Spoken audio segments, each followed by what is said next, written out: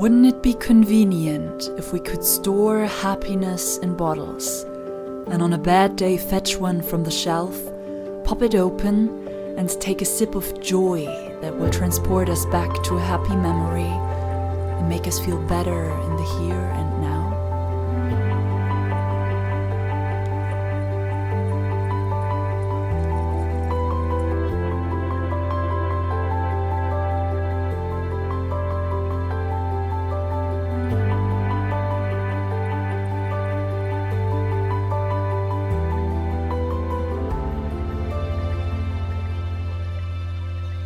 Well, maybe we can preserve our happiness.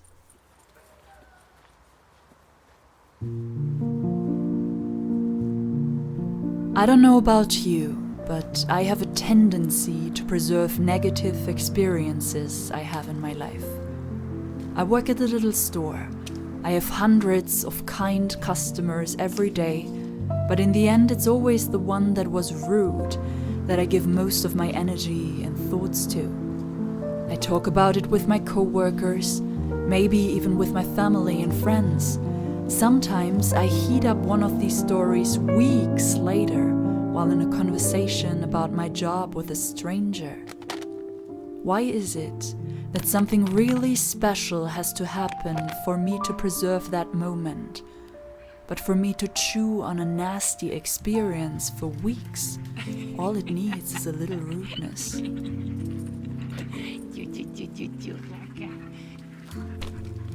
And it's not just me, it feels like everybody's doing it, like we're all taking part in a competition of who has the most horrifying story to serve.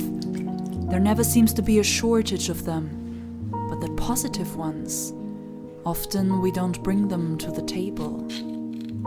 I don't talk about the kind customers leaving a tip, the person helping me pick up spilled berries on the floor, or the people wishing me a good day before they leave. It's almost like I consider normal, everyday things no longer as good.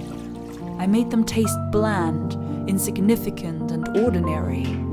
But it is exactly these moments where happiness grows in abundance. A kind word can go down like honey. A good laugh is just as enjoyable as strawberry jam. And a hug from a loved one can warm us the way herbal tea can.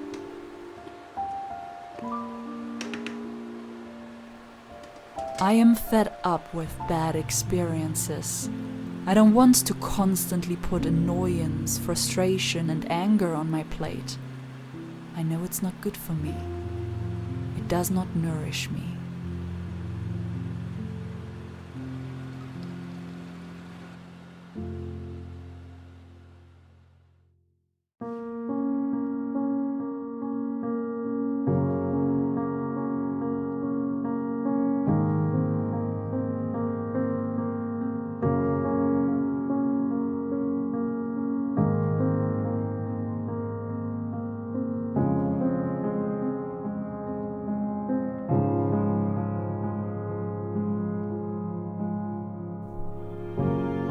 I want to preserve more of the normal things.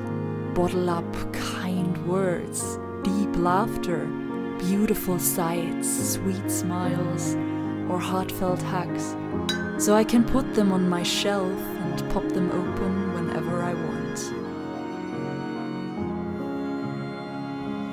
There are so many different ways to preserve something. Some journal, some paint, some write books or songs or poems. I make videos. Right now, that is my favorite way to preserve my happiness, joy, knowledge, and excitement. And I share them with you, so that it might bring you a little bit of happiness too.